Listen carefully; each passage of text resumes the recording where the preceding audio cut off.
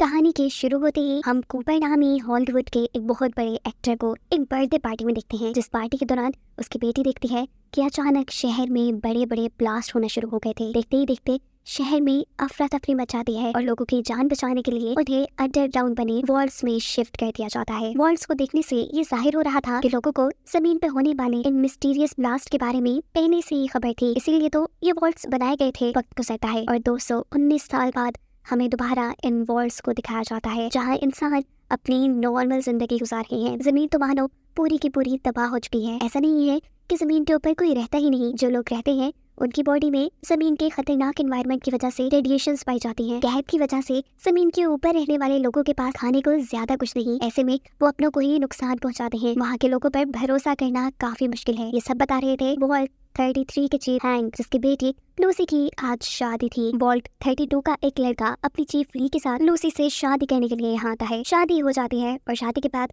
Hang सबको खुशखबरी देते हैं कि कुछ सालों बाद अमेरिका का एनवायरनमेंट काफी बेहतर हो जाएगा और यहाँ वॉल्ट पे रहने वाले लोग आखिर जमीन के ऊपर सेफली जा पाएंगे। ये जानने के बाद सारे बहुत खुश होते हैं और अपने अपने रूम्स में चले जाते हैं। रात होने पर जब लूसी का भाई उदास इस वॉल्ट के अंदर घूम रहा था तो उसे कुछ लोगों के चिल्लाने की आवाज आती है। उसे पता चलता है कि वॉल्ट 32 के लोगों ने वॉल्ट 33 के लोगों को मारा है, उनके साथ लड़ाई की है और ऐसे में बहुत से लोग जान से मारे गए। यहाँ अपने रूम में लूसी भी चेक करती है कि उसके हस्बैंड की बॉडी से बहुत ज्यादा रेडिएशंस बाहर आ रही थी। मतलब ये कि वो जमीन के ऊपर रहने वाला कोई इंसान था जो उनके वॉल्ट में आ गया था। ये जानते ही इससे पहले कि लूसी उससे कुछ पूछ पाती, वो लड़का खुद ही लूसी के ऊपर हमला कर देता है और अपने आप को बचाने के लिए लूसी एक चाकू से उसी को मार देती है। अपने रूम से बाहर निकली तो उसने देखा कि वॉल्ट में किसी जंग का माहौल था। वॉल्ट 32 के लोग बेदर्दी से उनके वॉल्ट के लोगों को मार रहे थे। घबरा कर लूसी अपने डैड हैंक के पास जाती है, जिसको भी अब ली पकड़ चुकी थी। ली हैंक को दो चॉइसेस देती है, या तो अपने आप को बचाए वो या फिर अपने लोगों को। हैंक जो कि एक लीडर था, वो अपने लोगों को बचाने का फैसला करता है और ऐसे ली के लोग उसे पकड़कर यहाँ से ले जाते हैं। इन सब चीजों का सबसे ज्यादा असर पड़ा था लूसी पर। वो बहुत ही ज्यादा उदास और परेशान हो चुकी थी। इन्हें ये भी बात मालूम हो गई थी कि हमला करने वाली ली की टीम वॉल्ट 32 से ताल्लुक नहीं रखती थी, बल्कि वो जमीन के ऊपर से आए थे। रात में होने वाली वॉल्ट के अंदर एक मीटिंग में लूसी सबको अपना फैसला सुनाती है कि वो अपने डैड को बचाने के लिए जमीन के ऊपर जाएगी। कोई भी लूसी का इसमें साथ नहीं देना चाहता था, क्योंकि सबको ये बात मालूम थी कि जमीन के ऊपर रहने वाले लोग बहुत ही खतरनाक बन चुके हैं। अगर ये लोग ऊपर गए तो वो इन्हें मार खाएंगे। लूसी किसी की बातों में नहीं आती और अपने भाई की हेल्प से आखिर इस वॉल्ट से बाहर निकल आते हैं। गैर कानूनी तौर पे लूसी को इस वॉल्ट से बाहर निकालने की वजह से लूसी के भाई को वॉल्ट के लोग बंदी बना लेते हैं। यहाँ लूसी के साथ अब हम बाहर की दुनिया का तबाह हुआ सीन देखते हैं। जगह जगह लाशें और ढांचे पड़े थे, टूटी फूटी बिल्डिंग्स रेत से भरी थी। लूसी इन सारे हालात को देखकर घबराती नहीं, क्योंकि वो पहले से ही माइंड बना कर आई थी। सीन कट होकर हमें यहाँ पे रहने वाले इंसानों को दिखाया जाता है, जो ऐसे बिल्कुल नहीं लग रहे थे जैसा हैंग ने उन सबको बताया था। ये सब नॉर्मल लग रहे थे। ये ब्रदरहुड नामी एक ऑर्गेनाइजेशन थी, जहाँ पर मैक्सिमस नाम का एक लड़का भी था। वो यहाँ का एक ट्रेन फौजी बनकर एक रोबोटिक आर्मर सूट देना चाहता था, जिसकी हेल्प से ये लोग ताकतवर होकर अपने मिशंस पूरे किया करते थे। लेकिन क्योंकि मैक्सिमस सबसे ज्यादा कमजोर था, इसीलिए सब लोग उसे बहुत बुली करते थे। यहाँ तक कि अपनी इसी कमजोरी की वजह से उसे आज तक उसका रोबोटिक आर्मर सूट भी नहीं मिला था। वो यहाँ ट्रेनिंग ही करता रहा और उसके बाद आए हुए उसके दोस्त की भी प्रमोशन हो गई। ये जानकर उसे दुख तो बहुत हुआ, लेकिन वो कुछ कर भी नहीं सकता था। अगले दिन सुबह उठने पर पता चलता है उसे कि उसके जिस दोस्त की प्रमोशन हुई थी, उसके जूते में किसी ने एक बहुत बड़ा ब्लेड रख दिया था, जिसकी वजह से उसका पूरा पाँव जख्मी हो गया है और अब उसकी पोजीशन पे किसी और को हायर किया जाएगा। जनरल मैक्सिमस को ही उसके दोस्त की पोजीशन के लिए हायर कर लेते हैं और ये जानकर उसके दोस्त को बुरा नहीं लगता। मैक्सिमस आर्मर सूट पहने एक बड़े सोल्जर का असिस्टेंट था। उसकी ड्यूटी मिशन में रोबोटिक आर्मर सूट पहने सोल्जर की हेल्प करने की थी। उन्हें पहला मिशन दिया जाता है एक साइंटिस्ट को पकड़ने का, जिसने एक बहुत ही खतरनाक डिवाइस बनाई थी और ये लोग हेलीकॉप्टर में बैठकर मिशन के लिए निकल जाते हैं। दूसरी तरफ हम कुछ चोरों को देखते हैं, जिन्होंने एक कॉफिन खोला है। कॉफिन के अंदर से निकलने वाला इंसान कूपर था, वही हॉलीवुड एक्टर जिसे मूवी के स्टार्ट में दिखाया गया था। असल में वो पुराने वक्त में तो मर गया था, लेकिन अब कूपर को एक खास केमिकल की मदद से जिंदा किया गया। जिंदा होने के बाद वो इंसान नहीं रहा, बल्कि घाउल नामी एक क्रिएचर में बदल गया। ये चोर कूपर को उसी साइंटिस्ट की लोकेशन के बारे में बताते हैं, जिनके पीछे ब्रदरहुड ऑर्गेनाइजेशन के लोग भी पड़े थे, यानी मैक्सिमस जिस साइंटिस्ट को मारने के मिशन पे था। लोकेशन का पता चलते ही कूपर इन तीनों चोरों को मारकर साइंटिस्ट को पकड़ने के लिए यहाँ से निकलता है। फाइनली अब हम साइंटिस्ट से मिलते हैं जिन्होंने एक ऐसा केमिकल बनाया था जो पूरी दुनिया को बेतहाशा एनर्जी दे सकता था। इस केमिकल के जहाँ बहुत से फायदे थे वही नुकसानात भी। ताकि कोई इसका बुरा इस्तेमाल ना करे, साइंटिस्ट ने इस केमिकल की बोतल को अपने गर्दन के अंदर फिक्स कर दिया था। अगले सीन में हम मैक्सिमस को देखते हैं जो अपने सीनियर सोल्जर के साथ था। ये सीनियर सोल्जर मैक्सिमस से बहुत ही ऊट-पटांग के काम करवा रहा था उसे नीचा दिखाने के लिए। मैक्सिमस को गुस्सा भी आता है लेकिन वो कुछ नहीं कर सकता था। ये लोग अब अपनी मंजिल पे पहुंच जाते हैं जहां से इन्हें आगे बढ़ना था और तभी अचानक एक ताकतवर भालू जिसको जमीन की रेडिएशंस ने पागल कर दिया था, वो आर्मर पहने इस सीनियर सोल्जर के ऊपर अटैक कर देता है। वो बिल्कुल इस सोल्जर को मारने वाला था कि इसकी जान बचाने के लिए पीछे से मैक्सिमस उसके ऊपर अपनी गन से हमला करता है। अब सीनियर सोल्जर जिसे मैक्सिमस का शुक्रिया अदा करना चाहिए था, वो अभी भी मैक्सिमस को बुरा भला बोल रहा था और उसे आर्मर सूट से बाहर निकालने को कह रहा था। मैक्सिमस गुस्से में उसे आर्मर सूट से बाहर नहीं निकालता और जख्मी होने की वजह से ये सोल्जर उसी सूट के अंदर मर जाता है। मैक्सिमस उसको उसके रोबोटिक आर्मर सूट से बाहर निकालता है, उसे दफनाकर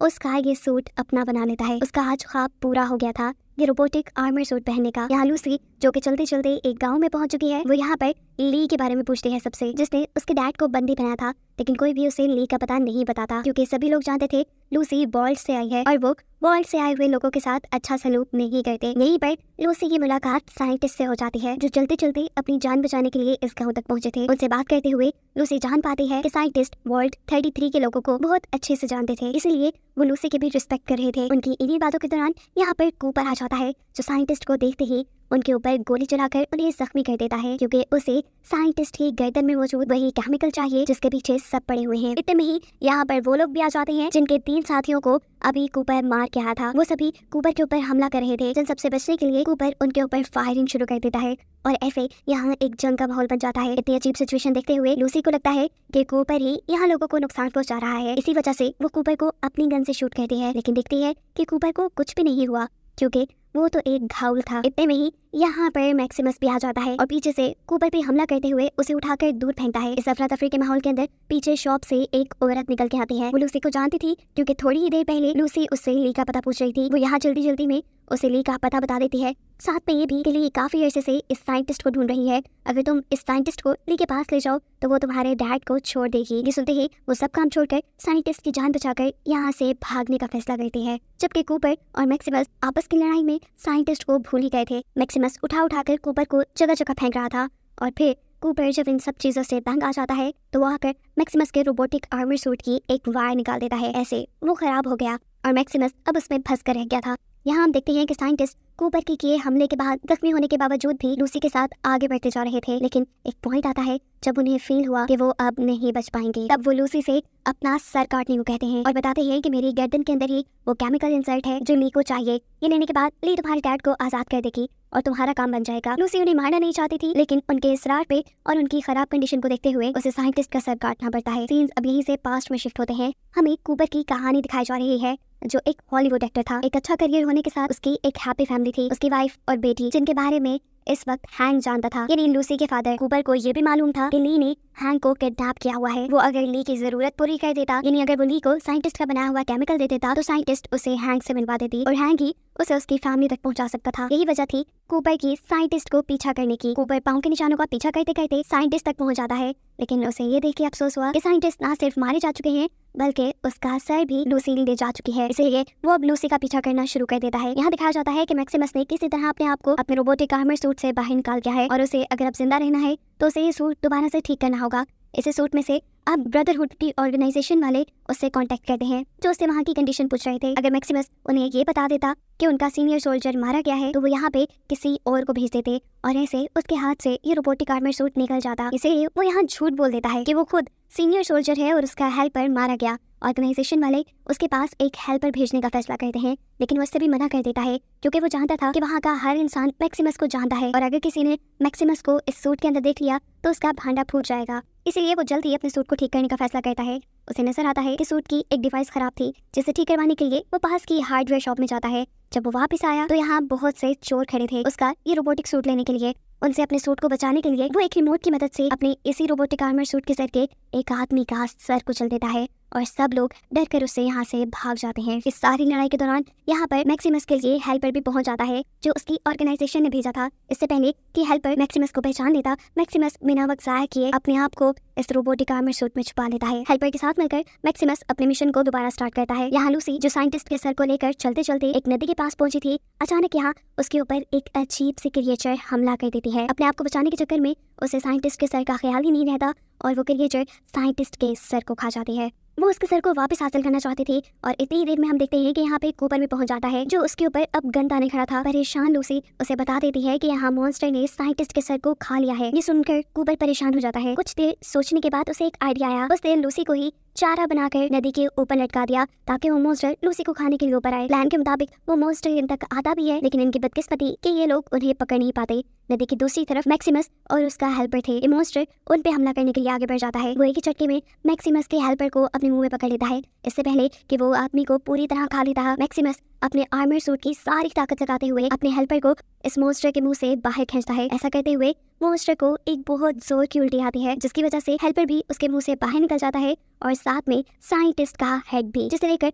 मैक्सिमस ने आगे बढ़ना शुरू कर दिया था। यहाँ हम देखते हैं कि कूपर और लूसी चलते चलते एक और गांव में आ गए थे। कूपर को यहाँ पर वॉल्ट शेल्टर का एक एडवर्टाइजमेंट नजर आता है जिसे उसने अपनी वाइफ के कहने पे शूट किया था। ये वही वॉल्ट शेल्टर है जिसमें आज सब लोग सेफ रह रहे हैं। खैर, अब वो लूसी को लेकर एक स्टोर पे जाता है जहाँ वो लूसी के बदले एक ट्रक मांगने की डिमांड करता है। साफ जाहिर था कि वो लूसी को बेच रहा था। लूसी के पास भी कूपर की बात मानने के अलावा कोई ऑप्शन नहीं था। कूपर की बात मानते हुए वो स्टोर के अंदर चली जाती है। यानी उसने कूपर के लिए अपने आप को बेच दिया। स्टोर के अंदर उसे एक रोबोट मिलता है जो उससे अच्छी बातें कर रहा था, साथ ही वो उसका इलाज भी कर देता है। ये जानकर लूसी को थोड़ा सुकून हुआ कि यहाँ का एनवायरनमेंट सेफ है, लेकिन असल में ऐसा नहीं था। उस रोबोट ने इलाज करते हुए लूसी को धोखे से बेहोश कर दिया था और अब जब लूसी को होश आया तो वो ऑपरेशन थिएटर में थी। ये रोबोट एक ब्लेड के जरिए उसके जिस्म के बहुत से ऑर्गन्स को निकालने वाला था, जिसके बाद लूसी को एक घायल बना दिया जाता। यानी कूपर जैसी क्रिएचर। लूसी देखती है कि यहाँ पे और भी बहुत से घायल अजीब सी केमिकल वाली ड्रिप लगवाने आए थे जो घायल्स को जिंदा रखा करती थी और अपनी इसी ड्रग्स को बेचने के लिए यहाँ के लोग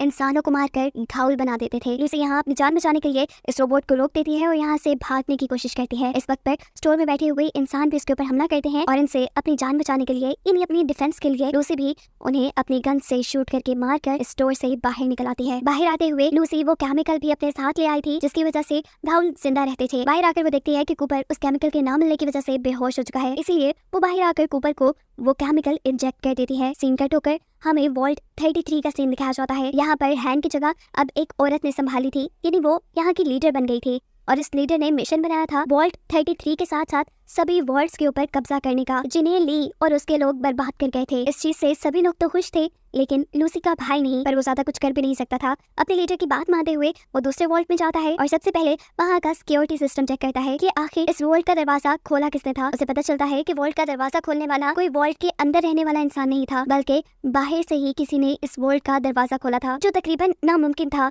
वॉल्ट का दरवाजा हमेशा अंदर से ही खुलता था। वो दरवाजे की खोलने वाले इंसान का जब फिंगरप्रिंट चेक करता है तो ये उसकी मॉम का था। ये जानकर वो पूरी तरह शॉक रह जाता है क्योंकि उसे तो कई साल पहले बताया गया था कि उसकी मॉम मारी जा चुकी है। यहीं दूसरी तरफ हम मैक्सिमस को देखते हैं जो साइंटिस्ट का सर मिलने पे बहुत खुश था क्योंकि उसने खुद ही मिशन पूरा कर लिया था। साथ ही उसका साथी भी खुश था। अगले दिन ये लोग वापस अपनी बेस में चले जाते, लेकिन इससे पहले ही मैक्सिमस के हेल्पर को उसकी सच्चाई पता चल जाती है कि असल में वो कोई सीनियर सोल्जर नहीं बल्कि मैक्सिमस है जो खुद एक हेल्पर था। ये सच्चाई जानते ही वो मैक्सिमस से लड़ने लग जाता है और क्योंकि वो ये बात जानता था कि वो इस रोबोट से नहीं लड़ सकता, तब वो मैक्सिमस को हराने के लिए उसके रोबोट की बैटरी बाहर निकाल लेता है। ऐसे मैक्सिमस इस रोबोटिक सूट में फंस चुका है और ये हेल्पर उसे इसी सूट में मरने के लिए छोड़कर साइंटिस्ट का सर लेकर यहाँ से भाग जाता है। अगले दिन तक मैक्सिमस यहीं खड़ा रहा। उसके ऊपर अब बहुत बड़े बड़े कॉकरोचेस ने भी हमला कर दिया था। इससे पहले कि वो मैक्सिमस को मार देते, सही वक्त पे यहाँ लूसी आकर उसे देख लेती है और सभी कॉकरोचेस को अपनी गन से मार गिराती है। लूसी को इस रोबोट को देख के याद आ जाता है कि इसी रोबोट ने कूपर से उसकी जान बचाई थी, इसीलिए वो इस रोबोट का हेलमेट खोलती है और अंदर उसे मैक्सिमस नजर आता है जिसकी मदद करने के लिए वो उसे इस सूट से बाहर निकालती है। यहाँ पर ये दोनों ही एक दूसरे को अपनी अपनी कहानी सुनाते हैं कि कैसे लूसी को साइंटिस्ट का वो सर चाहिए जिसके अंदर मौजूद केमिकल को वो ली को देकर अपने डैड को छुड़वाना चाहती है, जबकि मैक्सिमस ब्रदरहुड ऑर्गेनाइजेशन के लिए उस सर को हासिल करना चाहता है। यानी दोनों का मकसद एक है। सर तो मैक्सिमस को भी चाहिए था, लेकिन ब्रदरहुड ऑर्गेनाइजेशन ने उसके साथ इतना अच्छा सलूक नहीं रखा था, इसीलिए वो साइंटिस्ट का सर ढूंढकर लूसी को देने का फैसला करता है और ये दोनों अपने मिशन के लिए निकल जाते हैं। मैक्सिमस के हेल्पर को ढूंढकर उससे साइंटिस्ट का सर लेने के मिशन पर चलते चलते इन लोगों के ऊपर कुछ लुटेरे हमला कर चुके थे, जिनसे बचने के लिए यहाँ मैक्सिमस अपने अच्छे निशानेबाजी से उन्हें एक ही मर्तबा में शूट करके मार देता है, लेकिन इस सब में वो खुद भी जख्मी हो गया था। वो तो जख्मी था ही, यहाँ पता चलता है कि लूसी भी जमीन की रेडिएशन की वजह से बीमार हो रही है, इसीलिए ये दोनों किसी मेडिकल स्टोर पे जाने का फैसला करते हैं। मेडिकल स्टोर में आते ही ये लोग बेहोश हो जाते हैं। इन्हें समझ नहीं आई कि इनके साथ क्या हुआ। जब ये होश में आए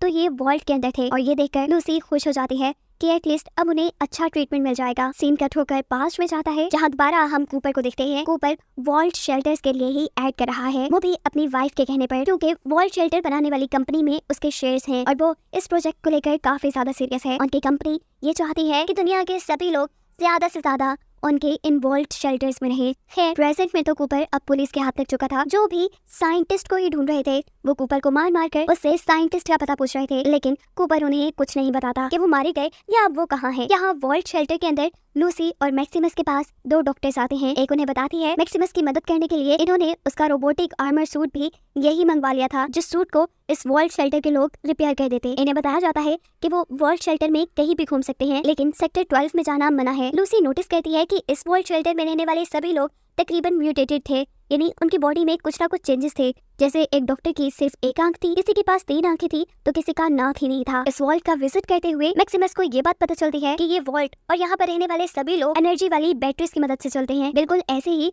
जैसे उसका वो रोबोट। उसे आगे आता है कि वो अपने रोबोट को ठीक करने के लिए इन्हीं लोगों से एक सप्लाई बनवा लेगा, यानी बैटरी बनवाएगा। यहीं पर लूसी जो यहाँ के लोगों के साथ घुलने मिलने की कोशिश कर रही थी, वो देखती है कि यहाँ के सभी लोग ली की पूजा करते हैं और ये देख उसे गुस्सा आ जाता है, क्योंकि ली ने ही उसके डैड को किडनैप किया हुआ था। गुस्से में वो यहाँ से निकलकर सेक्टर 12 में चली जाती है और यहाँ उसे इस वॉल्ट की हकीकत पता चलती है कि जितने भी लोग इस वॉल्ट के अंदर आते हैं, वॉल्ट की ऑर्गेनाइजेशन उन लोगों के ऊपर एक्सपेरिमेंट करती है, ऐसे एक्सपेरिमेंट जिससे वो बहुत ज्यादा ताकतवर या मॉन्स्टर्स बन जाएं। ये देखकर उसे समझ आ गई थी कि अब उसके और मैक्सिमस के साथ भी यही होने वाला था। उसके सेक्टर 12 में आने की खबर यहाँ के गार्ड्स को भी पड़ जाती है और गार्ड्स उसे पकड़ के यहाँ से ले जाते हैं। सीन्स दोबारा यही से कट होकर पास्ट में जाते हैं, जहाँ दिखाया गया है कि ली ने कूपर को अपने पास मिलने के लिए बुलाया है। वो कूपर को बता रही है कि उसकी वाइफ का ये प्रोजेक्ट इस दुनिया के लिए एक बहुत बड़ा खतरा है। कूपर को ली की बात पे यकीन नहीं था, इसीलिए ली कूपर को एक ऐसी डिवाइस देती है जिसको उसकी वाइफ के साथ अटैच करने पे वो अपनी वाइफ की सारी बातें सुन सकता था। कूपर इस डिवाइस को अपने पास तो रख लेता है, लेकिन उसे समझ नहीं आ रही थी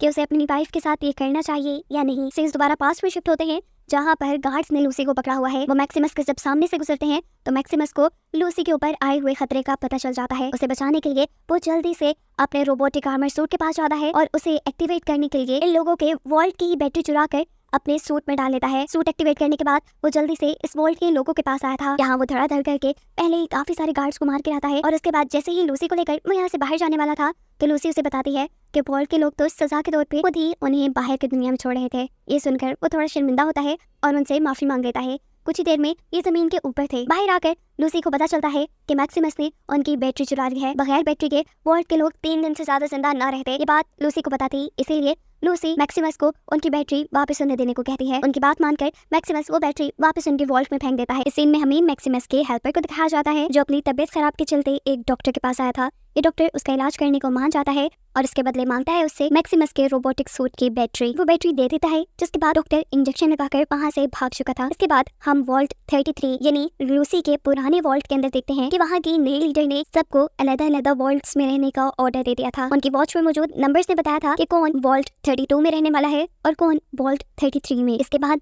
सीन एकदम से पास्ट में शिफ्ट हो जाते हैं, यानी कूपर की कहानी की तरफ। कूपर को जो ली ने एक डिवाइस दी थी वो कूपर अपनी वाइफ की एक एडवांस वॉच में लगा देता है, क्योंकि उसको भी अब अपनी वाइफ पर शक होने लगा था। यहाँ पर लूसी और मैक्सिमस अपने हेल्पर को ढूंढते हुए उस तक पहुंच जाते हैं, उसे साइंटिस्ट का सर लेने के लिए। ये हेल्पर उन्हें अपने से दूर रखने के लिए उनके ऊपर गोलियां चलाता है, लेकिन उसका निशाना बिल्कुल ठीक नहीं था। उसको रोकने के लिए जब लूसी उसके ऊपर हमला करती है तो एक तीर उसके आर पार हो जाता है, लेकिन वो मरता नहीं। और यहाँ उसे मालूम होता है कि जिस डॉक्टर ने उसका इलाज किया था उस डॉक्टर ने इलाज करने के बजाय उसे एक इंजेक्शन के जरिए, एक केमिकल के जरिए घायल बना दिया था। और ये बात अगर ब्रदरहुड ऑर्गेनाइजेशन को पता चलती तो वो खुद इसे मार देते। इसके लिए बेहतर यही था कि वो साइंटिस्ट का सर मैक्सिमस को देता और खुद उनकी ऑर्गेनाइजेशन से दूर चला जाता ताकि वो जिंदा रह पाए। पता चला कि मैक्सिमस के हेल्पर ने यहाँ पर अपनी ऑर्गेनाइजेशन को पहले से बुलाया हुआ था वो सर लेने के लिए, जिनके हेलीकॉप्टर्स अब मैक्सिमस और लूसी को आसमान में नजर आ रहे थे। यहाँ मैक्सिमस अपना मिशन छोड़कर, अपनी तरक्की के सारे चांसेस छोड़कर लूसी को साइंटिस्ट की गर्दन दे देता है ताकि उसके जरिए लूसी अपने डैड को छुड़वा ले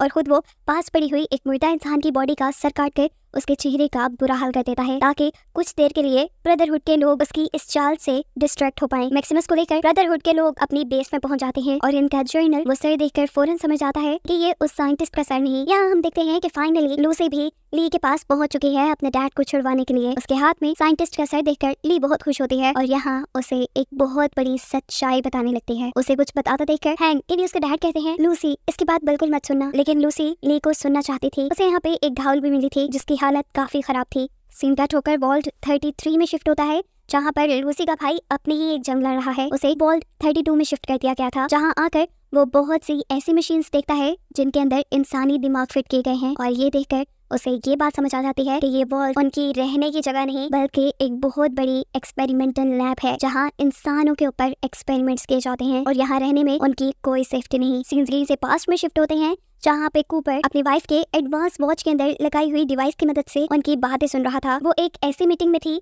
जहाँ पे बहुत से बड़े बड़े मुल्कों के प्रेसिडेंट या प्राइम मिनिस्टर आए हुए थे, साथ ही यहाँ बहुत से अमीर लोग भी थे। ये सब लोग इंसानों के ऊपर कुछ खुफिया एक्सपेरिमेंट्स करना चाहते थे। ये बात जब कूपर को पता चलती है तो वो बहुत ही ज्यादा शॉक रह जाता है। उसने अपनी वाइफ को क्या समझा था और वो क्या निकली। कूपर को और ये बात पता चलती है कि वो इंसानों को इमोर्टल बनाना चाहते थे, यानी ऐसा कि वो कभी ना मरे और साथ ही बहुत ज्यादा ताकतवर भी। और इसी काम के लिए कूपर की वाइफ उसके पैसों से बड़े बड़े वॉल्ट्स बना रही थी जिसके अंदर रहकर हर साइंटिस्ट, हर ऑर्गेनाइजेशन अपनी मर्जी के एक्सपेरिमेंट कर पाएंगे। जैसा हम देख भी चुके हैं कि वॉल्ट 32 में इंसानों के ब्रेन पे एक्सपेरिमेंट हुए। सबसे ज्यादा दुख और शौक की बात ये थी कि ये जो दुनिया बर्बाद हुई थी ये भी उन्हीं के प्लान की वजह से। इन सब मुल्कों ने मिलकर डिसाइड किया था कि वो अमेरिका के साथ साथ बड़े बड़े मुल्कों को अपने ही एटॉमिक हमले से तबाह कर देंगे। जमीन का एनवायरनमेंट ऐसा खतरनाक बन जाएगा कि लोगों को यहाँ से कहीं और जाना पड़ेगा। सेफ रहने के लिए लोग वॉल्ट्स के अंदर ही आएंगे और ऐसे उन्हें एक्सपेरिमेंट करने के लिए कभी इंसानों की कमी नहीं होगी। अब कूपर की वाइफ ये साबित करने के लिए कि उसका ये प्रोग्राम बिल्कुल सेफ है, सबसे कहती है कि हमारे एटॉमिक हमलों की वजह से जो रेडिएशंस खारिज होंगी वो सिर्फ 100 सालों में खत्म हो जाएंगी और हमारे एक्सपेरिमेंट इंसानों को हजारों साल की लाइफ दे देंगे। ऐसे 100 साल बाद सब लोग अपनी नॉर्मल लाइफ दोबारा से जीना शुरू कर देंगे। ये बात सुनकर सभी प्रेसिडेंट कूपर की वाइफ का कॉन्ट्रैक्ट साइन कर लेते हैं और इसी दौरान कूपर की वाइफ को कूपर के बारे में भी पता चल जाता है कि वो उसकी सारी खुफिया बातें सुन रहा था। इसीलिए वो अपने असिस्टेंट को कूपर के पास भेजती है जो और कोई नहीं बल्कि हैंक यानी लूसी के फादर ही थे। यही कहानी प्रेजेंट में ली भी लूसी को सुना रही थी। अपनी कहानी को कंटिन्यू करते हुए ली बताती है कि इन्होंने दुनिया की सारी एनर्जी सप्लाई अपने वर्ल्ड्स को देना शुरू कर दी और ऐसे दुनिया बिल्कुल ही बर्बाद होकर रह गई। वो बताती है कि साइंटिस्ट का ये केमिकल दुनिया को दोबारा एनर्जी दे सकता है जिसके बाद सभी लोग सेफली इस दुनिया पे रह सकते हैं। यहाँ पर लूसी अपनी मॉम के बारे में पूछती है ली से और ली बताती है कि मैं और तुम्हारी मॉम बहुत अच्छे दोस्त थे, लेकिन जब तुम्हारी मॉम को हैंक के इरादों के बारे में पता चला तो हैंक ने उन्हें ही मरवा दिया और फिर हमने उन्हें घावल बना के जिंदा किया। लूसी पीछे मुड़कर दिखती है, ये घावल उसकी मॉम ही थी। लूसी की आंखें भर आई, वो रोने लगी थी और इसी दौरान उन्हें अचानक कुछ हलचल महसूस होती है। वो लोग देखते हैं कि ब्रदरहुड ऑर्गेनाइजेशन के लोग यहाँ ली के ऊपर हमला करने के लिए आ चुके हैं क्योंकि उन्हें लगता है कि ली इस दुनिया को बर्बाद कर रही है। ये लोग बाहर से सभी गार्ड्स को मारते हुए ली के बेस के अंदर पहुंच जाते हैं जहाँ आते ही मैक्सिमस हैंक को खोल देता है क्योंकि उसे लगता था कि लूसी अपने डैड को छुड़वाना चाहती है, लेकिन यहाँ लूसी उसे हकीकत बताती है कि उसके डैड की वजह से ही ये दुनिया इस बुरे हाल में है। और ये सुनकर वो भी फ्लैशबैक्स में खो जाता है उस वक्त में जब उन एटॉमिक हमलों की वजह से उसका शहर बर्बाद हुआ, उसके पेरेंट्स मारे गए और ये दुख उसे आज तक नहीं भूला था। वो इन्हीं बातों में खोया हुआ था कि उसका रोबोटिक सूट हैंक के हाथ लग जाता है जो पहनकर वो मैक्सिमस के ऊपर हमला कर देता है और मैक्सिमस बेहोश हो जाता है। इतने में ही यहाँ कूपर भी अपनी एंट्री कर चुका था क्योंकि उसे ली और उसकी ऑर्गेनाइजेशन की सारी हकीकत पता थी, इसलिए वो ली की तरफ से यहाँ लड़ता है और हैंक पे बंदूक तान देता है। वो यहाँ हैंक से अपनी वाइफ के बारे में पूछता है लेकिन हैंक उसे कुछ नहीं बताता। इतने में ली साइंटिस्ट की गर्दन से वो केमिकल निकालकर अपनी बनाई मशीन में लगा देती है जिसकी वजह से पूरी अर्थ पे एनर्जी वापस आ गई थी। ये देखते हुए गुस्सा होकर हैंक ली को ही जख्मी करके वहाँ से भाग जाता है। अब क्योंकि हैंक भाग चुका था इसीलिए कूपर उसे ढूंढना चाहता था क्योंकि उसी को कूपर की वाइफ और बेटे का पता था। यहाँ पर कूपर लूसी से मदद मांगता है उसके डैड को ढूंढने के लिए और लूसी उसकी मदद को मान जाती है क्योंकि वो जानती है कि उसके डैड एक अच्छे इंसान नहीं। साथ ही अब लूसी सभी वॉल्ट्स को तबाह भी करना चाहती है, क्योंकि अब उसे वॉल्ट्स की हकीकत भी मालूम है। इसके बाद वो अपनी घायल बनी मॉम को भी मार देती है, क्योंकि वो नहीं चाहती थी कि उसकी मॉम कोई अजीब क्रिएचर बन के जिंदा रही। यहाँ ली की बेस के अंदर मैक्सिमस को जब होश आया तो उसने देखा कि लूसी और कूपर वहाँ से जा चुके थे। ली को उसने यहाँ पे मरा पाया, वो उसे देखकर दुखी था, जबकि यहाँ पे बाकी ब्रदरहुड के लोग जो आए और ये लगा कि मैक्सिमस ही ली को मारकर इस दुनिया में दोबारा एनर्जी लेकर आया है, इसीलिए वो मैक्सिमस का हाथ उठाकर उसे अपना लीडर बना लेते हैं। लेकिन असल हकीकत वो खुद ही जानता है। और यहाँ हमें हैंक को दिखाया जाता है, जो अपनी बॉस यानी कूपर की वाइफ के पास एक जगह पहुंच चुका है। आगे क्या होगा इसी मिस्ट्री के साथ ये सीजन यहीं एंड हो जाता है।